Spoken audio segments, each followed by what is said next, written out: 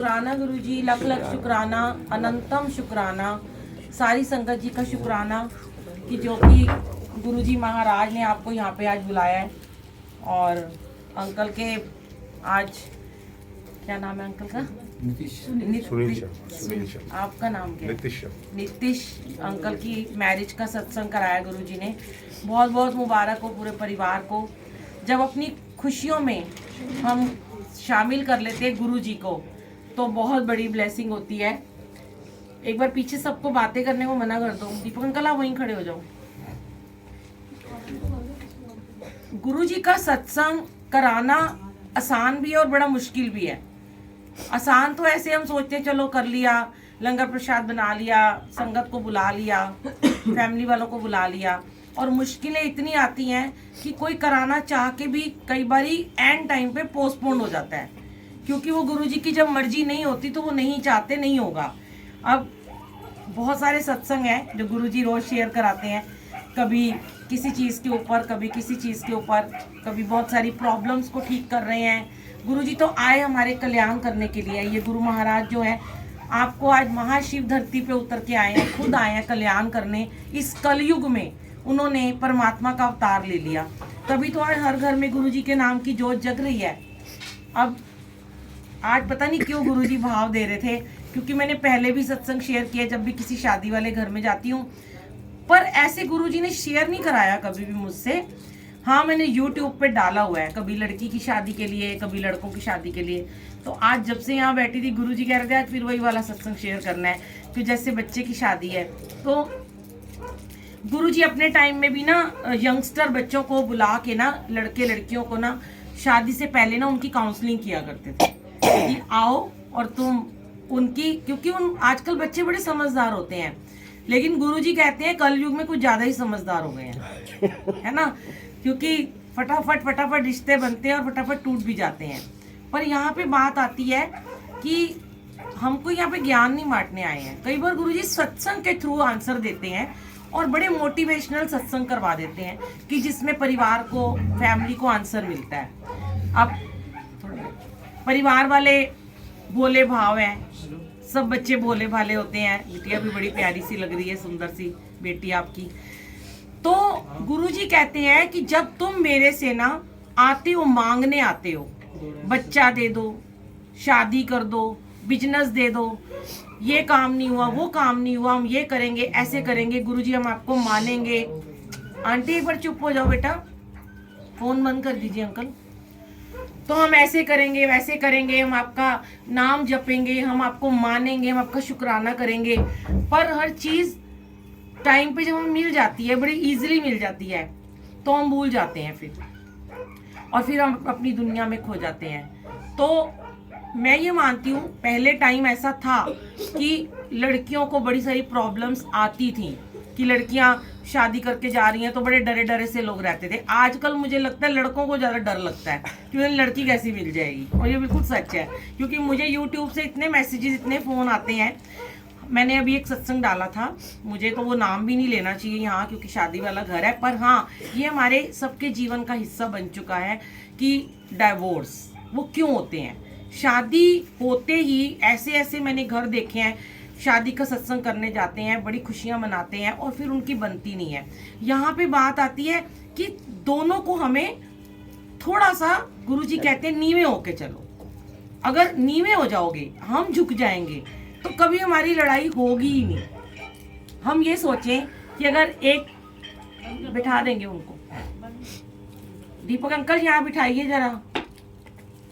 हम ये सोचें कि एक लड़की आ रही है हमारे घर में, मेरा बेटा है 22 ईयर का, मैं आपको बताऊं, वो मेरी बड़ी काउंसलिंग करता रहता है। उसको बड़ा डर लगा रहता है, पता नहीं मेरी मम्मी क्या करेगी, मेरी बीवी आएगी तो उसे सारा काम करवाएगी या उसके ऊपर सब कुछ छोड़ देगी। तो वो मुझे समझाता रहता है कि जैसे मैं अपना घर ऐसे रखता हूँ, कमरा गंदा रखता हूँ, तो उसको भी कुछ मत बोलना। हम हंसते हैं कई बार उसकी बातों पे, लेकिन वो कहता जेन्युइन ही है बातें, कि जब एक माँ एक बेटे की हर गलती को स्वीकार कर सकती है, एक बेटे के लिए रोटी बना सकती है, एक बेटे का कमरा साफ कर सकती है, तो बहू के आते ही वो ये क्यों उम्मीद करती है कि अब मैं सारा कुछ इसके ऊपर छोड़ दूँ, अब तो ये मेरा बेटा, इसकी जिम्मेवारी है। तो हमें थोड़ा सा टाइम देना चाहिए आने वाली लड़की को भी, क्योंकि मेरी भी 2 बेटियां हैं, एक बेटा है। मैंने भी बहुत घरों में जाती हूँ और बड़े लोग मेरे से फ़ोन पे बात करते हैं काउंसलिंग कराने के लिए। मैं फ्री काउंसलिंग करती हूँ, वो मेरी सेवा है। कि उनको मैं यही बात कहती हूँ, जैसे गुरुजी के बहुत हमने सत्संग सुनाते हैं, सुने हैं उनके टाइम के भी, कि 2 साल एटलीस्ट अपने रिश्तों को जरूर दिया करो। 2 साल बाद जाके रिश्ता हमारा सही तरीके से पनपता है, बनता है। क्योंकि आने वाले 1-2 साल तो एक दूसरे को समझने में ही लग जाते हैं, चाहे आपकी लव मैरिज हो। 8-8 साल का अफेयर मैंने देखा है, 10-10 साल का, कि शादी होते ही वो छू मंतर हो जाता है। अंकल मत करो आवाज, टॉफी के पैकेट। क्योंकि एक्सपेक्टेशन बहुत ज्यादा हमारी हो जाती है। जब हम एक्सपेक्टेशन करते हैं तब हमें दुख मिलता है, चाहे वो लड़की से करोगे, चाहे लड़की लड़के से करेगी। उम्मीदें मत लगाओ, सब कुछ छोड़ दो, प्रभु पे, परमात्मा पे, वक्त पे छोड़ दो। उम्मीद लगानी है सिर्फ गुरुजी से लगा लो। अरदास रोज किया करो गुरुजी को कि गुरुजी देखो, आप अपने रिश्ते को सही करने की हर कोशिश करता है इंसान कि मैं इससे रिश्ता अच्छे से निभा लूं, लेकिन कभी कभी गुरुजी कहते हैं तुम्हारे प्रारब्ध के कर्मों में ही होता है कर्म कटवाना। उस इंसान से कर्म कटवाना बड़ा जरूरी हो जाता है कि जो हमारे जीवन में आता है। कई बार वो हमारे पुराने कर्म कटवाने आता है और फिर वो चला जाता है, वो बनती ही नहीं बात, कई बार बनते बनते रह जाती है। लेकिन मालिक की कृपा जिस पे होती है बहुत बनती भी है उनकी। तो रोज आना, ये अरदास किया करो, अपने जीवन में मंत्र जाप को शामिल करो, गुरु जी के साथ नियम से बैठो, आने वाले को भी सिखाओ कि हाँ परमात्मा का नाम लेना इस कलयुग में बहुत ही जरूरी है। और जब आप अपने घर की वाइब्रेशन को सुबह उठ के नाम सिमरन में करोगे, जैसे मैंने देखा बेटे ने बोला हाथ में समोसा आते कि मैं पहले महादेव को भोग लगाता हूँ, बहुत अच्छी बात है। महादेव तो ये बैठे ही हैं, पर वहाँ हमारा भी जैसे मंदिर है, तो उन्हें परमात्मा की याद है कि भगवान को हर वक्त याद रखना है। जो भगवान को हर वक्त याद रखेगा वो कभी दुख नहीं पाएगा, याद रखना। और हो सकता है कई बार कोई लड़की ऐसी आ जाती है जो नास्तिक होती है, कई बार लड़का ऐसा होता है जो नास्तिक होता है। फोर्स मत करो, वो आपके रंग में धीरे धीरे रंग जाएगा। हमेशा गुरुजी यही कहलवाते हैं, कोई लड़की किसी घर में जाती है उसको ज्यादा फोर्स मत करो आप, वो धीरे धीरे आपके रंग में रंगेगी। आप सोचो एक बच्चे का नया जन्म हो रहा है, आप उसमें घोट घोट के पहले दिन ही सब कुछ पिला दोगे, वो नहीं होगा। तो आजकल तो मैं सोचती हूँ मॉडर्न सासें भी हैं, बहुत ज्यादा पढ़ी लिखी हैं, समझती हैं चीजों को। और क्योंकि लड़कियां आजकल की ऐसी हैं कि वो पढ़ी लिख ज्यादा गई हैं, गुरुजी कहते हैं ज्यादा पढ़ाई लिखाई भी दिमाग खराब कर देती है। तो ज्यादा पढ़ने लिखने से, बिजनेस जॉब करने से वो अपने आप को बराबरी का दर्जा चाहती हैं। अब मैं कई ऐसी जगह पर भी जाती हूँ जो कहती हैं जी, पहले ही शुरू हो जाती हैं कि वॉशरूम कौन धोता है, छोटी सी बात है। वो लड़का कहता है जी वॉशरूम तो मैं धोता हूँ रोजाना अपना, लेकिन अगर शादी हो जाएगी तो तू भी धोना। तो वो कहती नहीं मैं नहीं धोऊंगी वॉशरूम। तो यहाँ होगी आर्ग्यूमेंट शुरू हो गया। अब एक लड़का कहता है लड़की को कि तू वॉशरूम धोना, मैंने तो कभी नहीं धोया, तो ये भी गलत है। भाई दोनों यूज कर रहे हो, दोनों धो लो। तो मैं ये नहीं कहती, देखो फिर भी 200 साल पहले भी पुरुष प्रधान ही देश था, आज भी पुरुष प्रधान ही रहेगा। मैं तो अपनी बेटियों को भी यही बात समझाती हूँ और बाहर वालों को भी कि आप बराबरी पुरुष की कभी नहीं कर सकते, करनी भी नहीं चाहिए। हाँ, उसका जॉब अगर दोनों कर रहे हैं, आप सोचो कि दोनों खाना भी बनाएंगे, ऐसा होता नहीं है। हमने भी बहुत काम किया, बिजनेस किया, पर हम खाने का काम हम ही करते थे। जो जिसको शोभा देता है वही करेगा। हेल्प करने के लिए लड़का कर सकता है, उसकी मर्जी है। फोर्स ना तो लड़की करे लड़के को और ना ही लड़का करे। हाँ, लेकिन सबसे बड़ी बात है आज जो जितने भी हो रही हैं, पता नहीं आज गुरुजी मेरे को आपको क्यों कहलवा रहे हैं, मुझे नहीं पता, मैंने ऐसे कभी शेयर नहीं किया। बहुत सारे लोग बोलते हैं आके शादी के बाद कि लड़की अच्छी नहीं है। मैं नहीं मानती, वो तो एक कच्ची मिट्टी का एक घड़ा है। वो आपके घर में आया, आपने उसको जो संस्कार देने हैं वो वैसी ही बन जाएगी, चाहे वो जितनी मर्जी बिगड़ी हुई हो, दारू पीती हो, मैं कहती हूँ जुआ खेलती हो, सिगरेट पीती हो, गंदे काम करती हो, फ्लर्ट करती हो, अगर वो तुम्हारे जीवन में आ गई और तुम उसको जैसा बनाओगे वैसी बन जाएगी।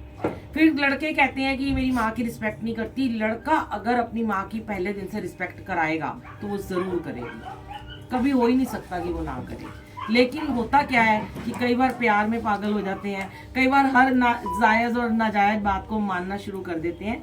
वो चीज़ों को थोड़ा सा गुरुजी कहते हैं, हर चीज़ को, रिश्तों को, मैंने एक सत्संग भी डाला था, अपने रिश्तों को हमेशा मेंटेन करके चलो। जैसे उदाहरण के तौर पे छोटा सा मैं आपको बताती हूँ, हम अपने कपड़ों को हर वक्त मेंटेन करते हैं, प्रेस करके पहनते हैं, हम अपने घर को मेंटेन करते हैं, किचन को करते हैं, वॉशरूम को करते हैं, बेड को सुबह उठ के मेंटेन करते हैं, हम खाने को मेंटेन करके चलते हैं कि हाई इसमें ज़्यादा ऑयल ना हो जाए, हम मोटे हो जाएंगे। एक्सरसाइज करते हैं, जिम जाते हैं अपनी बॉडी को तंदुरुस्त रखने के लिए, पर क्या हम अपने रिश्तों को मेंटेन करने के लिए कुछ एफर्ट्स करते हैं? कभी भी नहीं करते हैं। या तो पूरी तरह भगवान पे छोड़ देते हैं, या अपने माँ बाप के ऊपर दोष लगाना शुरू कर देते हैं, तुम ही ढूंढ के लाए हो, तुम ही भुगतो, या उसको कहते हैं कि मैं तेरे प्यार में पागल हो गया था, तुम्हें तो पता ही नहीं था तू ऐसी निकलेगी। हर रिश्ते को मेंटेन करना सीखो। जब आप रिश्तों में मेंटेनेंस ले आओगे ना, तो नेचुरली आपके घर में लड़ाइयाँ होनी बिल्कुल बंद हो जाएंगी, कभी लड़ाई झगड़ा होगा ही नहीं। जैसे कि मैं अब मेरा बेटा बाई चांस मेरा ये सत्संग सुनेगा यूट्यूब पे तो हंसेगा, मेरा नाम ले रहे हो, वो मुझे ना बड़े प्यार, मैं उसका एक कॉमेडी वाला बात बताती हूँ।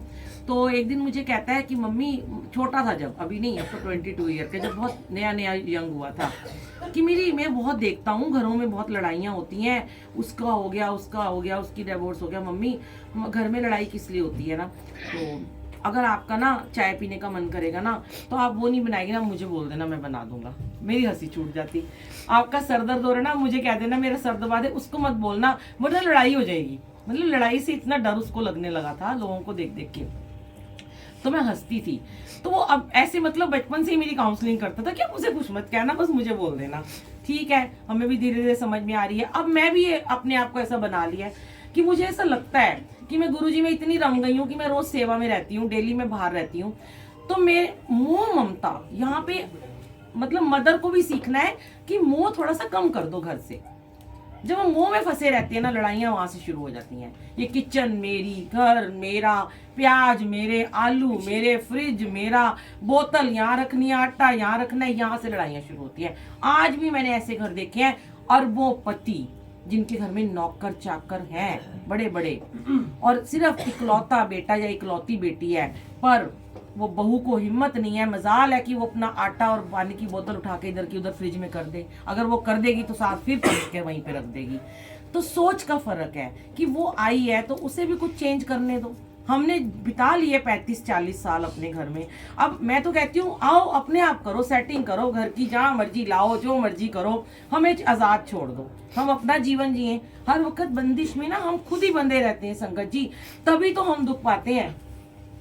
आपने कहा मैं तो यहाँ रखती हूँ सोफा, मेरी टेबल है उसने जरा सा खिसका दी, अब आप अंदर अंदर घुटते रहोगे, घुटते, ये तो मेरा घर है, मैं यहाँ 35 ईयर से रहती हूँ, ये घर मैंने बनाया, ये मेरी मेहनत से हम दोनों ने बनाया था, या नहीं आ गई है चीजें ठीक करने वाली। ये सोच को अपनी बदल लो एक बारी कि नहीं, वो अपना घर समझ के इसको ठीक कर रही है, अगर उसका मन कर रहा है। क्योंकि देखो, जब लड़की अपने माँ बाप के घर में होती है, माँ कह देती है तो अपने घर में जाकर करियो जो भी करना है, कपड़े पहनेगी छोटे कपड़े पति के साथ जाके पहनी हो, यहाँ नहीं पहन सकती है। तो जो चीजें वो अपने घर नहीं कर पाई है, उसे आपने वो दे दिया, कितना अच्छा, आपको डबल दुआएं मिलेंगी, डबल ब्लेसिंग मिलेगी, क्योंकि आपका बेटा भी खुश रहेगा और आपकी बहू भी खुश रहेगी। और अगर आपने नहीं माना तो दोनों में लड़ाइयाँ होंगी, किटकिट होएगी, कमरे में जाके वो शिकायती टट्टू बन जाएगी, फिर वो उंगली देती रहेगी उसको कि ऐसे मम्मी ऐसे, पापा ऐसे, फिर वो कहीं ना कहीं उस बेचारा वो बच्चा सैंडविच बन के रह जाता है, और फिर होते हैं लड़ाइयाँ शुरू। तो गुरुजी कहते हैं रिश्तों को मेंटेन करना सीख लो। हर किसी को, ये नहीं मैं कहती सास बहू को, ननद का रिश्ता होता है, देवर भाभी का होता है, दरानी जेठानी का होता है, पड़ोसियों का भी इवन होता है, और लड़कियों को भी ये चाहिए। सबसे बड़ी बात जो गुरुजी ने पहले मुझसे बहुत बार कहलवाई है, गुरुजी ने अपने टाइम में ही, गुरुजी संगत को बुलाते थे, संगत आती थी उनके पास में, और वो कहती थी कि एक आंटी कहती मेरी बेटी की शादी नहीं हो रही, 30 साल हो गए इसकी शादी नहीं हो रही है। गुरुजी कहते हैं इसका वक्त नहीं आया, नहीं आता, ब्याह कर दो, तो ब्याह कर दो। अब गुरुजी की जब बहुत कोई भक्ति करता है ना, कहते हैं भगत के वश में है भगवान, तो गुरुजी उसकी इच्छा पूरी कर देते हैं। उन्हें पता है इसे दुख मिलेगा, फिर भी वो नहीं मान रहा, जिद्दबाजी कर रहा है, कर देते हैं। शादी हुई, शादी के बाद रोज हर हफ्ते, पहले भी लड़की भावना आंटी, पहले भी लड़की आती थी अपने मम्मी पापा के साथ में गुरुजी से मिलने के लिए आती थी। अब वो फिर हर हफ्ते आ रही है, तो गुरुजी उसको, लड़की को कहते हैं कि गल तू सोरे नहीं रहती हैगी, हर हफ्ते फिर मेरे को आ जानी है। तो उसकी मम्मी कहती है ए मेरे को आंदी है ना हर हफ्ते ते मैं ਤੁਹਾਡੇ ਕੋਲ ले आनी है। तो गुरु जी उसको कहते हैं 30 साल तू अपनी कुड़ी ਨੂੰ ਆਪਣੇ ਕੋਲ ਰੱਖਿਆ, ਉਹਨੂੰ ससुराल ही वसन दे, क्यों हर हफ्ते अपने को बुला लेनी है। तो यहाँ पे हमें समझने की जरूरत है कि हम क्यों लड़की को बार बार बुलाते हैं, क्यों उसके इंटरफेयर करते हैं। फिर 1 साल के बाद ही वो आंटी आ गई कि मेरी बेटी का रह नहीं पा रही है, इसका डिवोर्स करा दो। अब गुरुजी ने इतना समझाया था, नहीं समझे, डिवोर्स हो गया। अगले साल आ गई, अब इसकी दूसरी शादी करा दो। फिर गुरुजी ये बात कहते हैं जो तुम्हें सुख एक से नहीं मिला वो समझ लो कहीं नहीं मिलेगा। कर्मज हैं, भुगतने तो पड़ेंगे।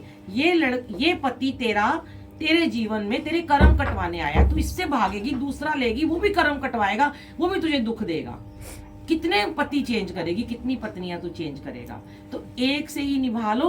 मैं तो ये बात कहती हूँ, आज अगर हमारे जीवन में दुख आ गया तो उसको हंस के स्वीकार करो। गुरुजी आज ये दुख की घड़ियां काट देना, मुझे कल नहीं देखना ये दिन, क्योंकि हमारे कर्म जितनी जल्दी कटेंगे हम उतने सुखी होते चले जाएंगे।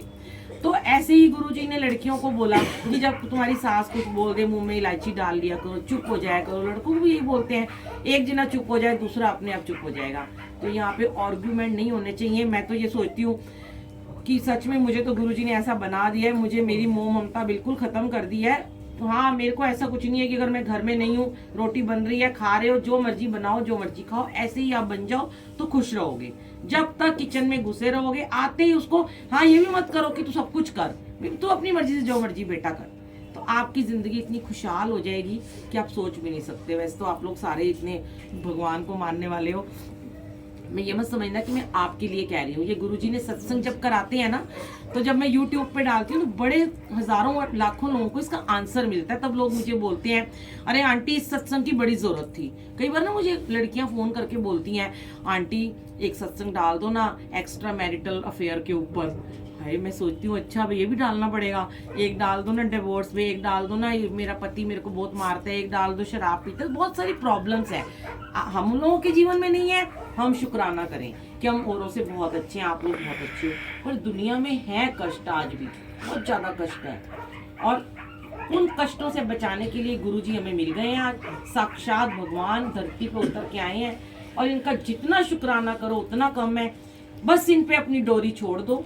हाँ, बीमार हो दवाई जरूर खानी है, लेकिन जल प्रसाद के साथ खानी है। मीन्स की प्रॉब्लम्स आए तो अरदास जरूर करनी होती है। मंदिर जाओ, बड़े मंदिर जाओ, प्रसाद खाओ, जल प्रसाद लो, सेवा में जाओ, सत्संग करो, सिमरन में बैठो, सारी प्रॉब्लम्स धीरे धीरे खत्म होती चली जाएंगी। मंत्र जाप अपने जीवन का हिस्सा बनाओ। सुबह शाम एक बार 1-1 घंटा घर में जाप जरूर चलाया करो। बहुत पॉजिटिविटी आती है, सारी नेगेटिविटी खत्म हो जाती है घरों से। आप करके देख लेना।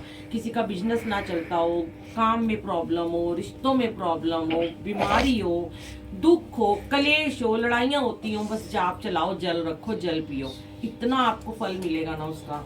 अनंतम अनंतम गुरुजी का शुक्राना जो गुरुजी हमें मिले हैं। इतने प्यारे हमें गुरुजी इस कलयुग में मिल गए हैं, कुछ और नहीं चाहिए। गुरुजी हमारी बाह हमेशा पकड़ी रखना, और क्योंकि हम तो आपके ही सहारे, आपके ही आसरे हैं। जय गुरुजी।